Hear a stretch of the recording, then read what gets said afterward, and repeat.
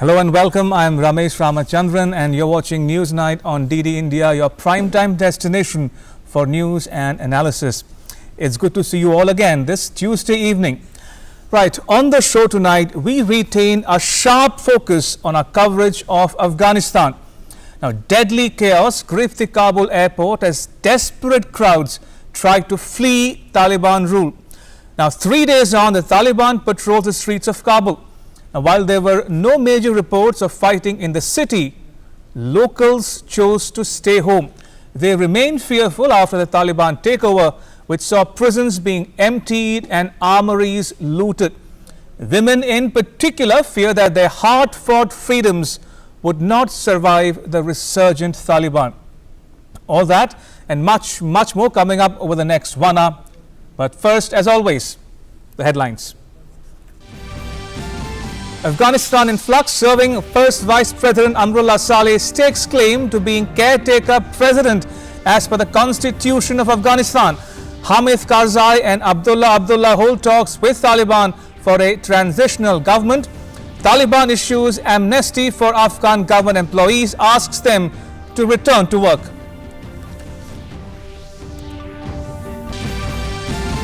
Prime Minister Narendra Modi chairs a cabinet committee on security meeting on Afghanistan, gets a first-hand account of the fast-changing security environment in the war-torn country from India's ambassador to Afghanistan, Rudrendra Tandon, and Foreign Secretary Harsh Shringla.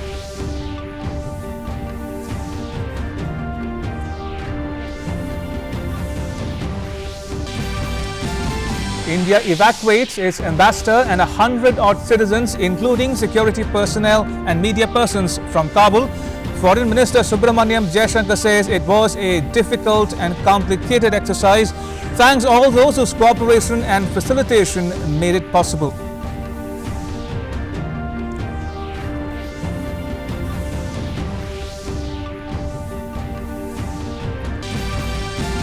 India urges all its citizens in Afghanistan to return home immediately, offers emergency visa facility to Afghan nationals.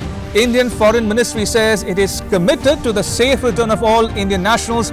It will operate flights once Kabul airport reopens for commercial flights.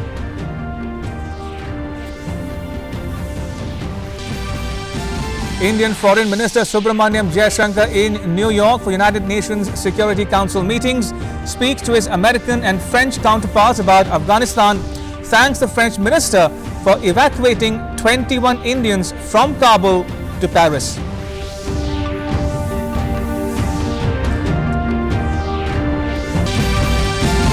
The United States and its European allies continue evacuating their citizens from Afghanistan. British Foreign Minister Dominic Raab warns Taliban not to target the West. Prime Minister Scott Morrison of Australia expresses regret at not being able to help all Afghans who help Australia's military. German Chancellor Angela Merkel draws attention to a migrant crisis that needs to be addressed. Maharaja Ranjit Singh's statue vandalized in Pakistan. India says Pakistan has failed to arrest an alarming rise in violence against minorities and their places of worship, asks Pakistan to ensure the safety, security and well-being of the minorities.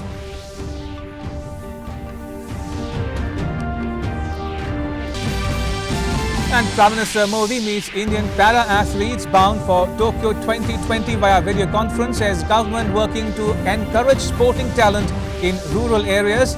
Sports Minister Anurag Thakur thanks the Prime Minister for supporting the athletes.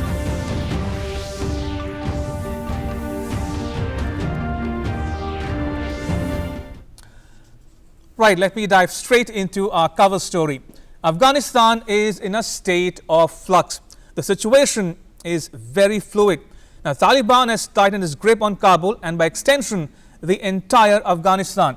The US troops control the Kabul airport. They're helping with evacuation flights. Meanwhile, Afghans, fearing for their safety under Taliban rule, are hoping to leave the country at the first opportunity. In another twist, serving First Vice President of Afghanistan, Amrullah Saleh, has staked claim to being the caretaker president. In a tweet, he explained that as per the Constitution of Afghanistan, in the absence, escape, resignation or death of the president, the the first vice president becomes the caretaker president. And since he is currently in the country, he says, is the legitimate caretaker president. Now, Saleh reached out to all leaders to secure their support and consensus. More on the ground situation in the next report. Day 3 of the fall of Kabul to the Taliban, chaos still reigns even as talks to expand a future Afghan government beyond only Taliban members are continuing in Kabul. Officials close to the discussions on Tuesday are hoping for some good news within a day or two.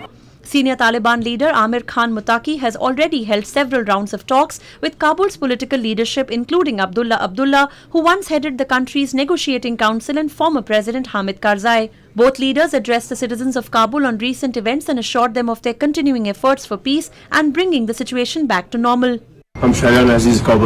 Dear Kabul residents, today I am happy that I, along with the head of the High Council for National Reconciliation, Dr. Abdullah, and the leader of the Hizb-e-Islami, Guruddin Hikmatyar, have tried to have peace for Kabul citizens, and in this regard, we've met the leaders of Taliban movement. In an attempt to establish some semblance of governance, the Taliban on Tuesday declared a general amnesty for all government officials and urged them to return to work 2 days after taking power following a lightning sweep through the country. A general amnesty has been declared for all, so you should start your routine life with full confidence, said a statement from the Taliban. According to some media reports, a large number of fighters belonging to the Islamic State, Jaish-e-Mohammed and Lashkar-e-Taiba have entered the Afghan capital Kabul in the last few days. The reports claim Taliban leadership is aware of the presence of these foreign terrorists who entered the city carrying Taliban flag but are not under the control of the Taliban. Under the agreement with the United States, the Taliban are committed to prevent terrorist groups from operating in Afghanistan and are expected to evict these groups from Kabul in the next few days. The Taliban has reportedly freed prisoners as it took control in Afghanistan, and the Pakistani Taliban, or Tehreek-e-Taliban Pakistan, said in a statement around 780 prisoners, including some of its important leaders, were being released. On Tuesday, people gathered and waved Taliban flags at the Friendship Gate crossing point in the Pakistani border city of Chaman to welcome a prisoner released from Afghanistan. US troops have taken control of the Kabul airport, facilitating functioning of outbound international flights. Afghans both in the country and across the world are concerned about their safety and that of their kith and kin. Many in the country are desperate to find a way out. I am in real trouble just because of my work. Please, UK government, do not punish my family. Do not leave them behind, because that's going to cause lots of life. If anything happened to my family, how can I live that life after? There is some members of our family. They went from one house to the other house, but they didn't allow them. They said that you can't come to our home because we are in danger too. And everybody was trying to find a place, and they couldn't hide in their own home. All people in Afghanistan are now frightened. The situation is awful. Everyone's life is in danger. People are scared. All Afghanistan is in a bad situation. Even as efforts of restoring governance in Afghanistan gain pace, for the people of the country, the situation still remains nightmarish and uncertain. Bureau Report, DD India. Now, the United States and its European allies are scrambling to evacuate their citizens from Kabul. German leader Angela Merkel says the fall of Kabul to Taliban was a quote-unquote bitter development. For its part, the UK fears that the return of the Taliban would allow terror groups to gain a foothold in Afghanistan. The takeover of Afghanistan may be complete, but the situation is still precarious across the war-torn nation. Several countries have evacuated their diplomats and civilians, and some are engaged in airlifting their nationals as future remains uncertain in Afghanistan. United States of America continued augmenting its evacuation efforts. 7 C-17s have departed from Kabul, airlifting approximately 700 to 800 passengers by the end of Tuesday. There will be more than 4,000 US troops on the ground in Kabul. Right now, we're looking at 1 aircraft per hour in and out of HKIA. We predict that our best effort could look like 5,000 to 9,000 passengers departing per day. But we are mindful that a number of factors influence this effort, and circumstances could change. Australian Prime Minister Scott Morrison shared his country's evacuation plans. He also expressed regret at not being able to help all those in need, while German Chancellor Angela Merkel expressed concern about the quickly deteriorating situation in Afghanistan after the Taliban seized control of Kabul. I want you to know that we will continue to do everything we can for those who have stood with us, as we have to this day. But I want to talk openly to veterans that despite our best efforts, I know that support won't reach all that it should. On the ground, events have overtaken many efforts. We wish it were different. Since the withdrawal of foreign troops from Afghanistan, we must witness how Taliban are taking over province by province and city by city at breathtaking speed, and how they brought the entire country under their control again. This is very bitter development, dramatic and terrible, especially for the people in Afghanistan.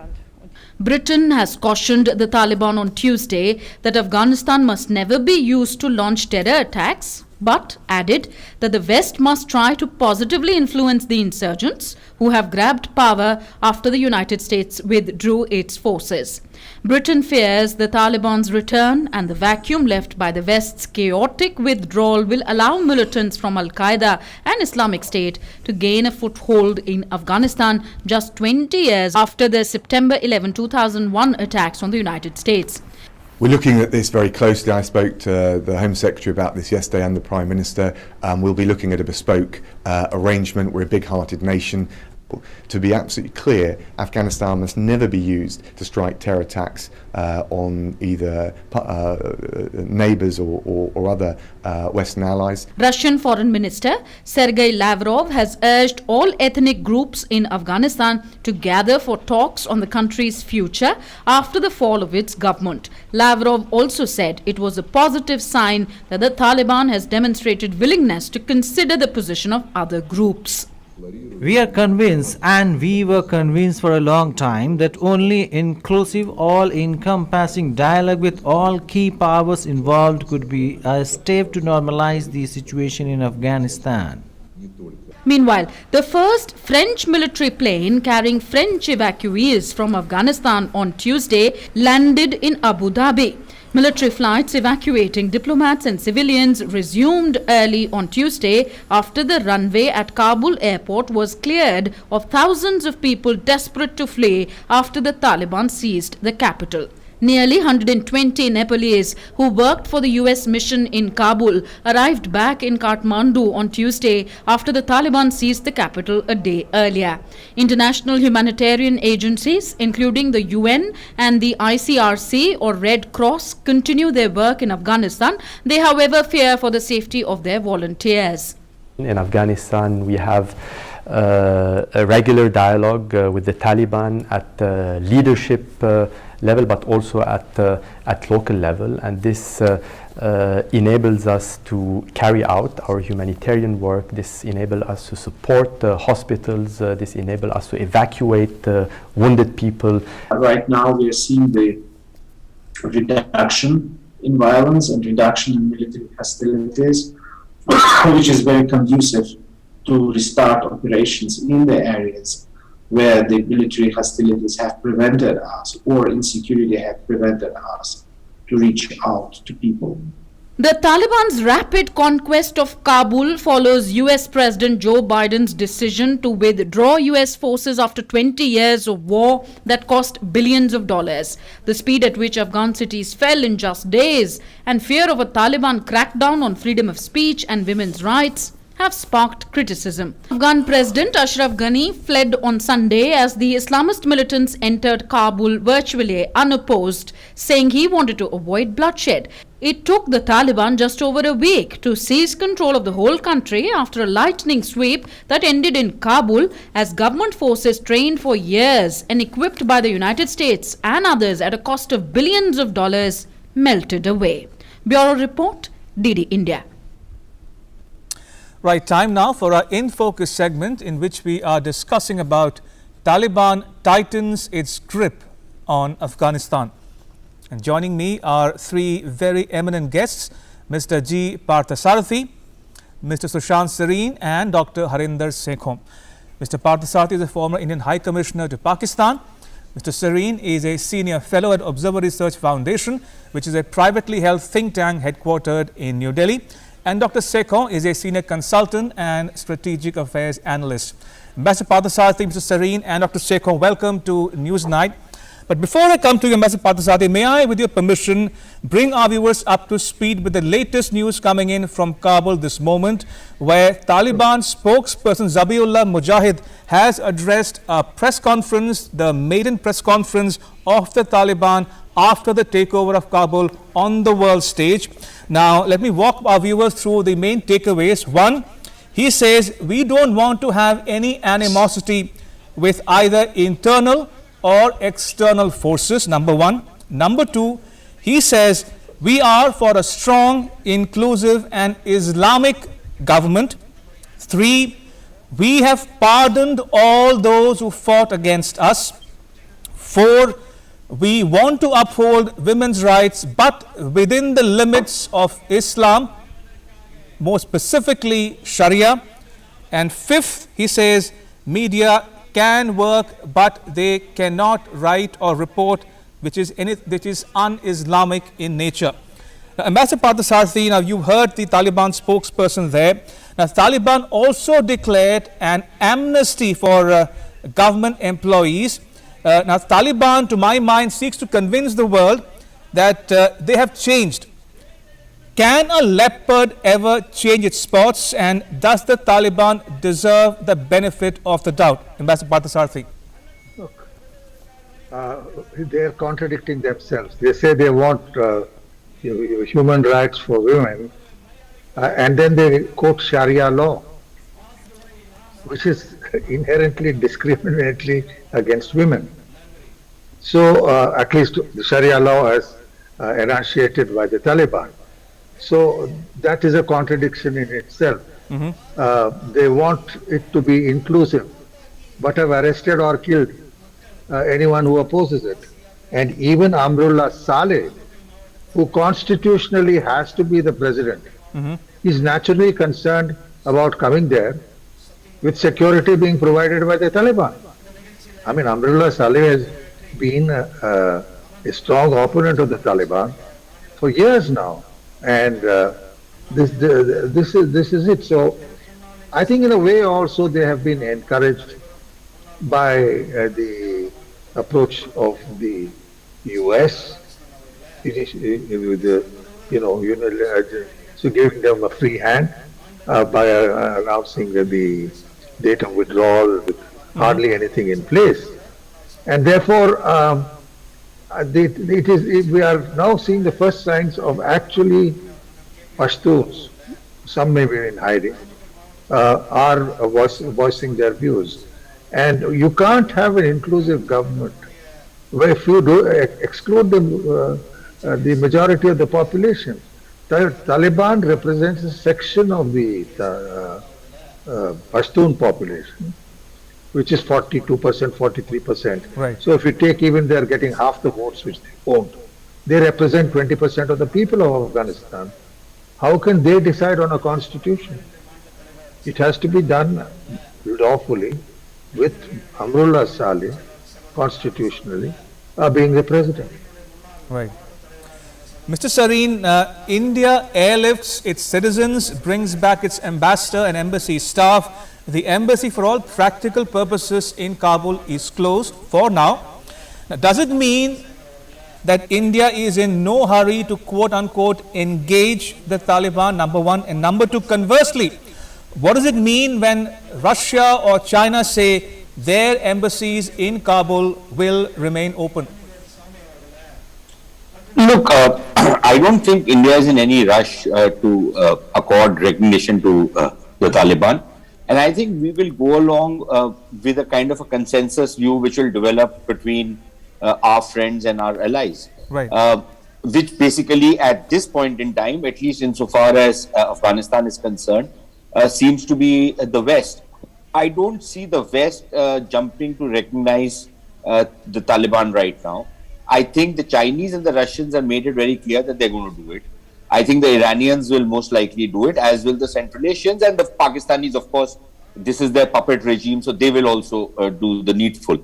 So I think, in a manner of speaking, on Afghanistan, we will see a bit of a divide internationally on countries which recognize rogue regimes. China, of course, is a past master in that, and countries which will be, at the very least, be in a wait and watch mode. Will observe how the Taliban behave, not just internally, but also externally, vis-a-vis what they do on terrorism, security issues and stuff like that. But I think it's very important that we not be taken in by whatever the Taliban spokesmen have been saying. Because sitting in Kabul, where the world's eyes on them, and saying whatever they are saying and giving whatever spin they want to give is one thing. The reports which are coming out from the hinterlands of Afghanistan and cities which are big cities but not in the global eye right now. I'm talking about Herat, Kandahar, I'm talking about Jalalabad, I'm talking about a number of other cities. You are witnessing the worst of what was expected of the Taliban in those cities. Women are being raped, women are being picked up, people are being summarily executed, looting is happening. There are the Pakistani terrorists who are doing their own thing out there. There have been reports that they are put up donation boxes and they're snatching purses and whatnot. So all of that is happening. But the only thing is that there is no video camera out there.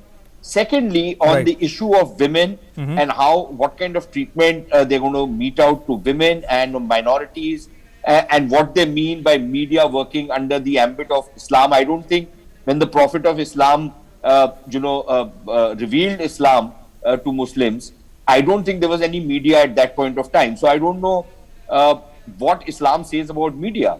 But as far as women is concerned, what exactly do they mean when they say that women can, do what they want to do, but according to Islam? What does that mean?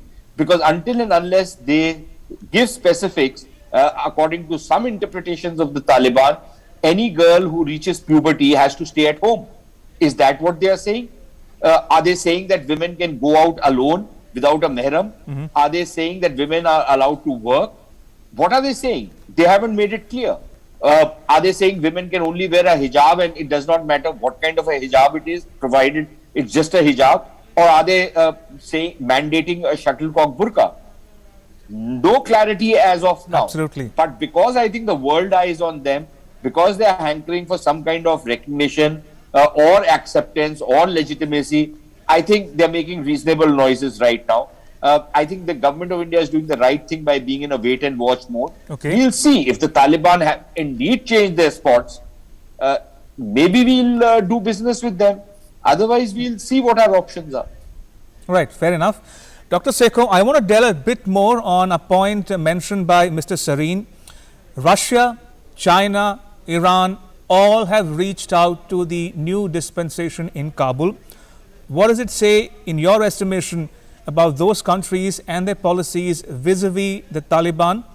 And why are these countries in a hurry to recognize or give legitimacy to the Taliban takeover? Dr. Sekhon? I think it's something which goes back to the Cold War period, and Russia maybe. Can you hear me? Yes. Yes, we can hear you. Please carry on. Yeah. So I think Russia is actually looking at avenging the humiliating defeat suffered at the hands of the Taliban at that time. At the hands of the Afghans in 1991.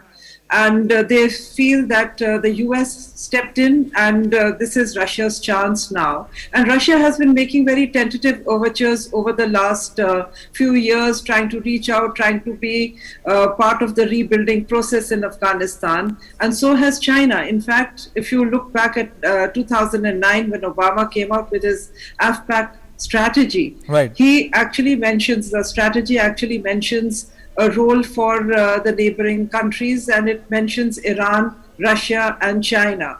Of course, there have been many avatars in this AFPAC strategy over the last 12 or 13 years, and the way the United States and things have unraveled is not what anyone probably, I think the seeds were already there in 2009, and the US. So I think, it would be right that, they have a natural interest. They were the US named them as part of the AFPAC strategy, wanted the regional powers. They have been playing a very major role in the peace talks in Qatar.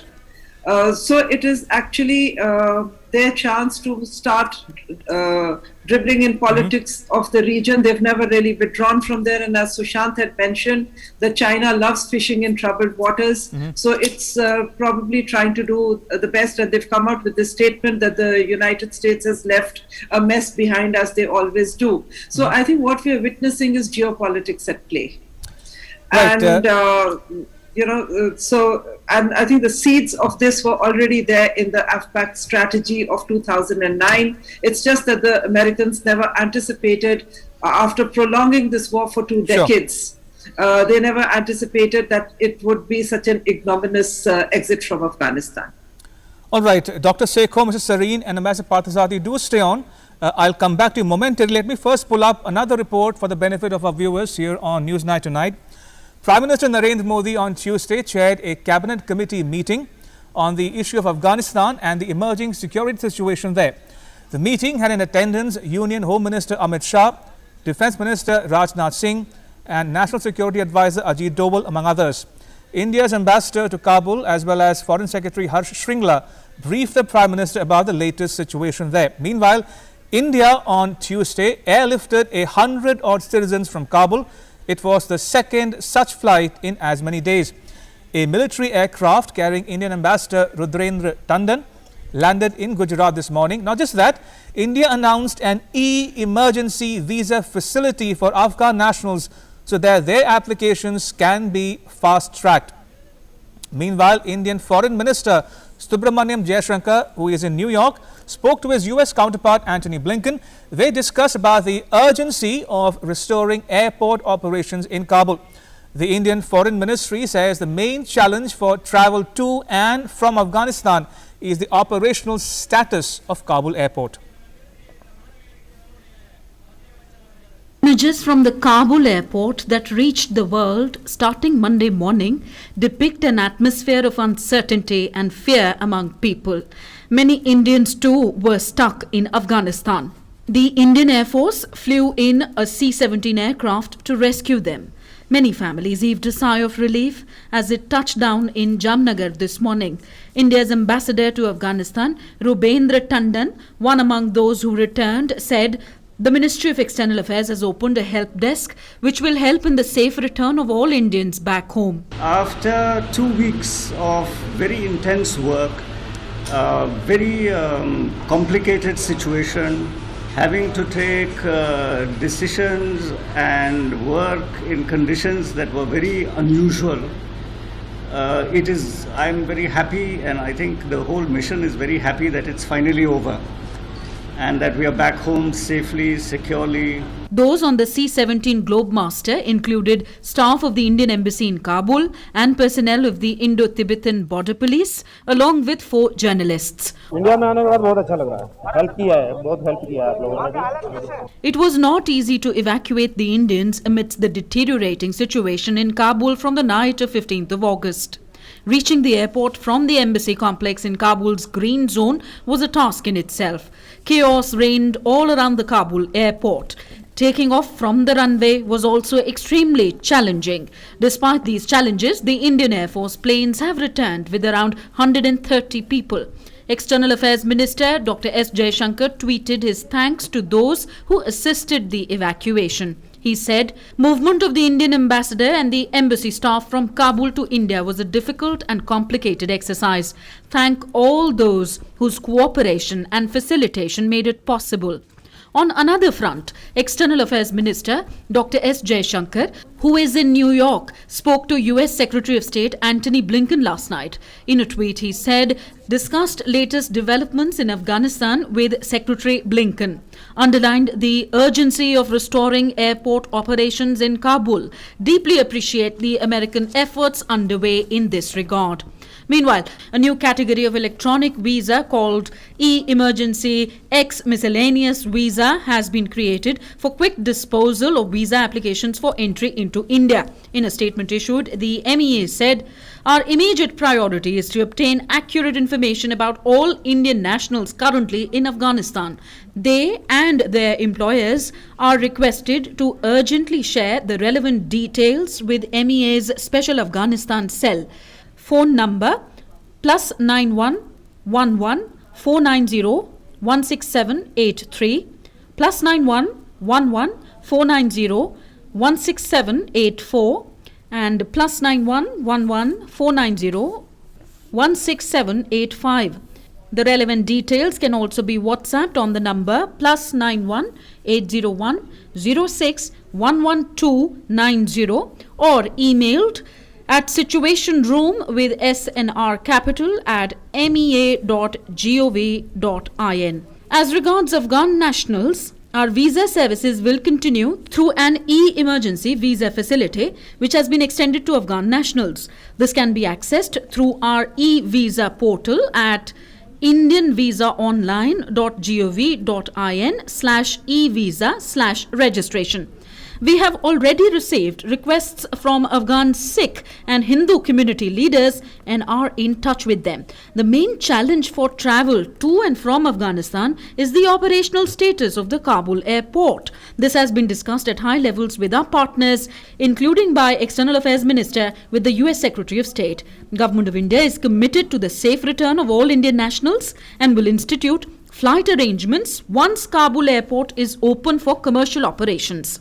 This is the second batch of Indians flown home, and the Indian government has assured that it will continue efforts to bring out those in need from Afghanistan. Bureau Report, DD India. Right, time to bring in my guests once again on this discussion. I have with me Ambassador Parthasarathy, Mr. Sushant Sareen and Dr. Harinder Sekho. Ambassador Parthasarathy, the former Afghan first Vice President who says he is the legitimately elected President now, Amrullah Saleh, and the son of Ahmad Shah Massoud are reported to be in Panjshir, very much in Afghanistan, as Saleh claims, number one. Number two, meanwhile, Hamid Karzai, Abdullah and Gulbuddin Hekmatyar stay on in Kabul, and they are part of what is known as a coordination council to manage the transition. At the same time, Ghani and its aides have flown out, and what does that tell you, Ambassador Parthasarathy, about the fractured polity of Afghanistan, and how does it impact the Taliban rule going forward? Well, strictly in accordance with the Afghan constitution, Mr. Amrullah Saleh should be the president. Okay. And what has been done by Mr. Karzai is really not in keeping with the constitution of Afghanistan. But that is an issue they will have to settle. Okay. The only worry is that many people feel that both Mr. Karzai and Abdullah are perhaps beholden in some way to the Taliban. So they will not take a firm position as Mr. Saleh would do. And we'll have to wait to see how this plays out, because the Pakistanis really, as far and as Sushant will confirm this, have hated Mr. Saleh. So him coming out to, exercise his claim is not going to be easy. The Taliban are not exactly a bunch of saints, and neither are the Pakistanis who installed them. We'll have to see how this is worked out. I think one way is to get some external body to ensure that security cover is provided, but that remains to be seen, because I don't think Mr. Saleh is that well known abroad, though he has been held very high positions in government. Right. Mr. Sareen, Ambassador Parthasarathy is wondering why Hamid Karzai and Dr. Abdullah have not backed Amrullah Saleh as the legitimate president of the country. But that apart, in your estimation, given what the Taliban spokesperson has said in his maiden press conference in Kabul after the takeover of Kabul, in your estimation, will the Taliban share power? Will they form an inclusive and representative government as they claim, as the UN Security Council itself has demanded? Also, how much of the ethnic, the tribes, ethnicities will find a place in this transition? The Pashtuns, the Uzbeks, Tajiks, even the Shia Hazaras and other minorities, which includes, by the way, Sikhs and Hindus as well. Women. Indeed, women Also. as well, yes. So I think as far as Mr. Amrullah Saleh is concerned, I think it's very clear from the press conference of the Taliban spokesperson that amnesty is only for those who accept the Taliban rule. Amnesty is not for those who challenge the Taliban rule, which Mr. Saleh is clearly doing. The only problem Mr. Saleh is likely to face is which are the countries which are going to come out to support him, and where will that support come from? How will it reach him? Because he's in an isolated area. All the countries around Afghanistan are likely to not allow any supply routes going to him. So I think that is going to be one problem. But on the other question of how representative, come on, you really expect the Taliban to be a representative government. They don't believe in democracy anyways.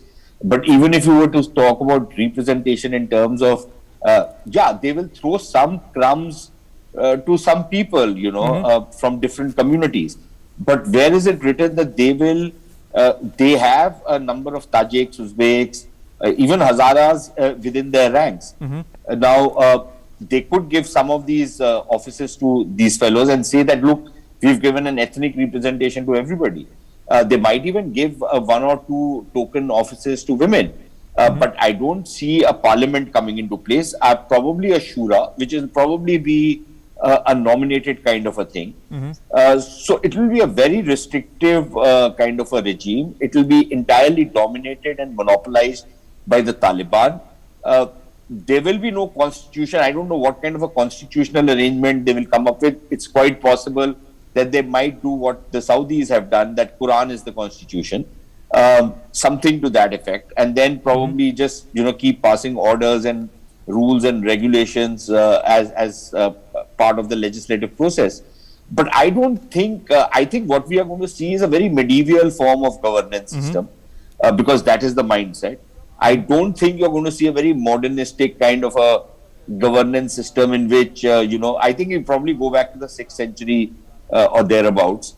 That is going to be their model. Nothing more than that. That was what it was in the 90s. Right. So I think that's the broad direction. Now, if anybody wants to, live with the fiction that the Taliban spokesman is spreading, that it will be a broad-based government. What kind of a broad-based government is it going to be? Are they going to bring in people from the other side of the political divide into the regime? I don't think that's going to happen. Okay. Are they going to go in for elections to decide what the new constitution will be? I don't think that's going to happen. Are they going to say that, okay, fine, whatever transition is going to take place, it will be officially handed over by Mr. Saleh, who's still in Afghanistan, to whoever the Taliban are now going to nominate? That's not going to happen, because the Taliban are not, have never acknowledged the constitution of Afghanistan, which came into place after the Bonn process. So all of that is not going to happen. I think the fact that they've grabbed power has its own logic, and that logic is going to play out. Absolutely. Dr. Sekhon, some people are worrying about what they describe as victor's justice.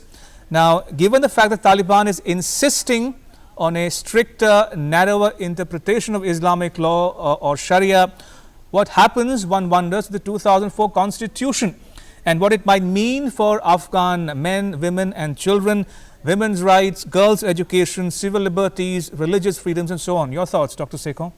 I think the writing is there on the wall, and the Taliban guy, the spokesperson in his press conference, was very clear that it's got to be, the women would need to live according to Sharia law.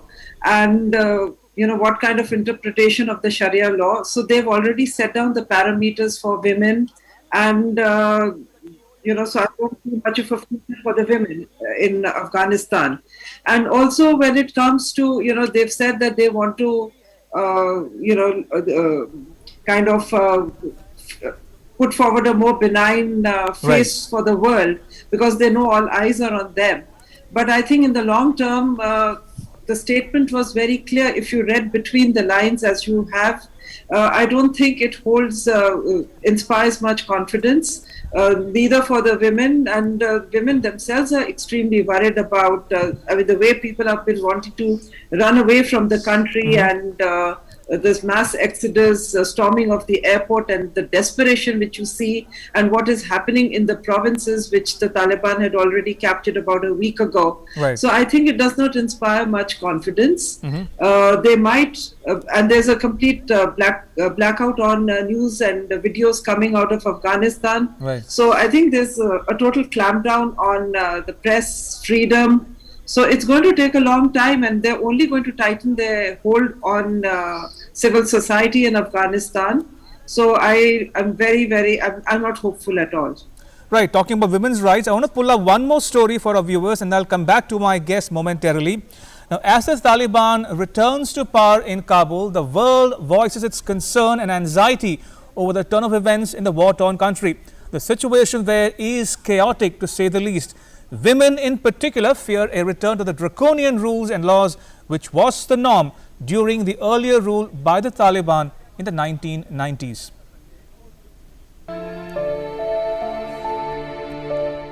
The biggest question begging an answer after the Taliban's return to Kabul is about the human rights of the vulnerable, minorities, and most importantly, the women and girls.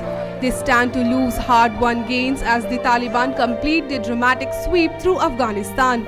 Amid all the chaos in the Central Asian nation, the biggest concern is about the fate of women and what are the hardline Islamists planned for them. Though the Taliban has claimed that women would be able to participate in public life, however, their claim betrays the stark reality of the past. Afghan leader Farzana Kochai says she fears for her life first and her freedom to work and speak up. I'm afraid of myself, my life, and my freedom to work and my freedom to speak up. These are the things that I'm afraid of losing them, because all of them are for me, like for you, for everyone. If you can't work, you can't talk, you can't go out. So that won't be a good life that you're having, and you can't define it as a life totally. Kochai fears the worst for women in Afghanistan, sparked by the memories of the bitter past. Kochai concerns are shared by Aisha Wahab, first Afghan-American woman elected to the public office in the United States. I think it's heartbreaking in a lot of different ways. I think it's also very disappointing to see the withdrawal, execution of the withdrawal, and the fear of the unknown. What is going to happen to women and children, religious and ethnic minorities, when the hashtags and the trending die down? Senators in United States also feel the same way. I fear also for the Afghan women and girls who in all likelihood are going to be put back into a totally untenable position by these barbarians. At the United Nations Security Council meeting on Afghanistan, United Nations Secretary General Antonio Guterres lamented that there were already accounts mounting human rights violations against women and girls. The world leaders and also the women in Afghanistan are praying that the Taliban makes good its promise on women's rights when they hold the reins completely. Coming days would tell whether the promises are kept or once again the nation is thrown to the horrors witnessed in earlier Taliban regime. Bureau Report, DD India. Right, I still have with me my three very special guests, Ambassador Parthasarathy, Mr. Sushant Sareen, and Dr. Harinder Sekhon with me for one last round of discussion on this broadcast. Ambassador Parthasarathy, I want to focus a bit on Biden's speech last night, India time. He finally broke his silence after many, many days. Now, Biden insists, maintains he stands squarely by his decision to pull out American troops in the manner he did before his self-imposed deadline of 31st August. But some US veterans who have served in Afghanistan insist that Biden could have handled things differently. Well, let's put it this way, that if you read any cross-section of the American media, people cutting across the political lines, whether they are Republican or Democrat, have been scathing on President Biden for the way he has handled this. I guess many people in the administration would agree that they could have done better. So yes, he has not been shown any regard for the welfare of the people of Afghanistan. It was just something he wanted to conclude and get off his back. And I don't think, as the international community should, merely because President Biden wanted to get this off his back, let him have his way on that. I think he himself realizes that perhaps what he did was not exactly correct. Fair enough. Mr. Sareen, looking at the situation obtaining in Afghanistan today, given the fractured polity, where do you think the resistance might come from? Could it come from leaders such as Amrullah Saleh or women for that matter, or civil society? What kind of opposition can the Taliban entertain going forward? First, I'd just like to highlight one point which I think is very important for people to understand. Sure. You know, people keep talking about Sharia law, right? It's not been codified, which is why when people talk about Sharia law, people make up that law as they go along. Nobody has codified. Pakistan hasn't. None of the other Muslim countries have codified it. So what exactly is Sharia law? And then if you impose Sharia law, what happens to the sectarian minorities within that particular polity? Right. Because the Sharia law for the Shias will be different than what it will be for Sunnis. So there is that complication. Now then you ask, where will the resistance come from? I think when you go forward, the Taliban have done the easy thing, which was to take over power. Now becomes the difficult part. How do you run the state? Where is the money? Show me the money. Right now, the Americans are funding this whole venture. Who's going to fund it now? You get only about a tenth or a 20, about 20% of your revenues, which the country earns on its own. Where do the rest of the revenues, 80% of the revenues, come from? Until now, the American and the West was giving that money. Right. Who will give that money? The Chinese don't give money like that. They might invest in something, but they'll extract their pound of flesh, which is going to create problems for between them and the Taliban. The Pakistanis are bankrupt anyways. They're going around with a begging bowl. So who's going to pay the money? Right?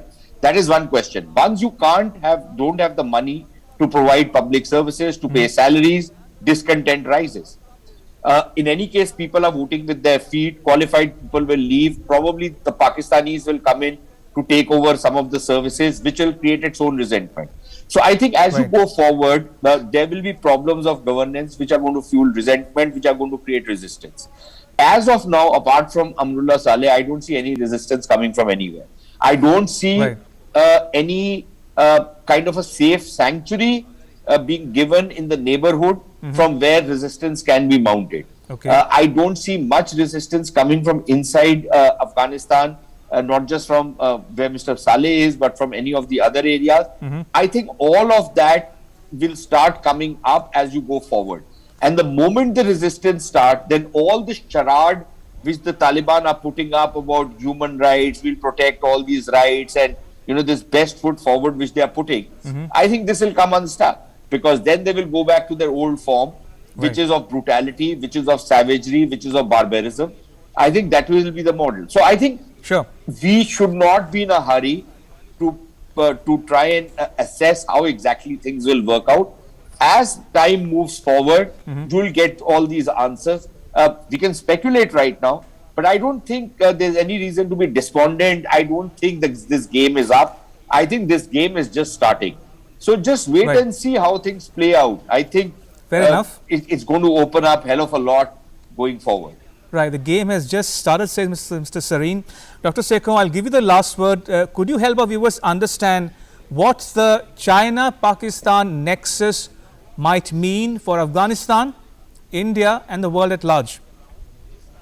I think Sushant would have been better equipped to answer that question since he's published so extensively on that. A lot of my knowledge is gained from him during our discussions at the VIF. But I think the CPEC, the China-Pakistan angle is really not going to help Afghanistan at all.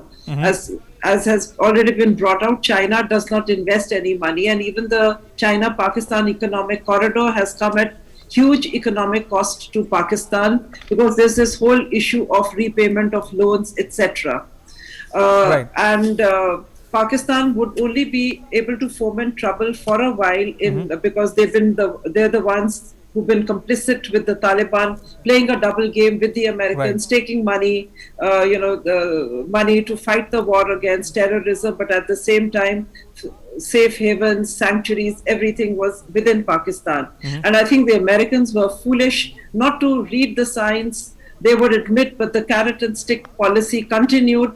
And this is something they knew, and they should have actually taken, the steps which have been taken now. And this retreat from Afghanistan at this stage, I think they could, if that was so, the writing was very clear on the wall. When Osama bin Laden was assassinated in 2011, American image, and I think the war was at its peak, their surge and everything was happening. That was the time to have looked for an exit strategy rather than dragging their feet. But, 10 years down the line, all I can say is that China and Pakistan are going to be even more brazen because especially China is looking for its own place. It's looking for to reassert its own authority globally, and if it can do that at the cost of America, the better for it. And on that note, look at the headlines coming out of Global Times and all.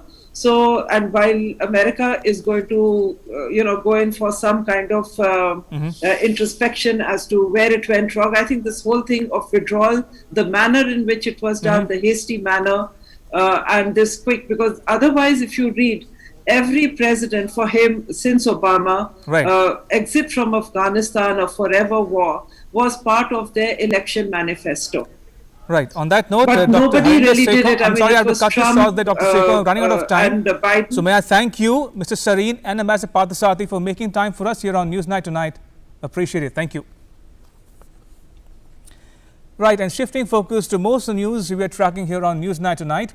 India on Tuesday expressed concern at the vandalization of a statue of Maharaja Ranjit Singh in Lahore, Pakistan, saying incidents of violence against Pakistani minorities are increasing at an alarming rate. According to reports from Lahore, a member of the radical group Tehreek-e-Labbaik Pakistan vandalized the statue located within the Lahore Fort complex. Police detained the man allegedly responsible for the act after he was held by the people in the area. Indian Foreign Ministry spokesperson Arindam Bagchi described the incident as quote-unquote disturbing. He said, I quote, such attacks on the cultural heritage of minority communities in Pakistan highlights the growing intolerance and lack of respect for minority communities in Pakistani society. Incidents of violence against minority communities, including attacks on their places of worship, their cultural heritage as well as their private property, are increasing at an alarming rate. The Pakistani state has completely failed in its duty to prevent such attacks. This is creating a climate of fear for the minority communities to practice their faith, unquote. The spokesperson added that we call upon the government of Pakistan to ensure the safety, security and well-being of its minority communities. In other news, Prime Minister Modi today interacted with via video conference with Indian athletes going to take part in the Paralympic Games starting next week in Tokyo. The Paralympic Games are to be held in Tokyo from August 24 to the 5th September.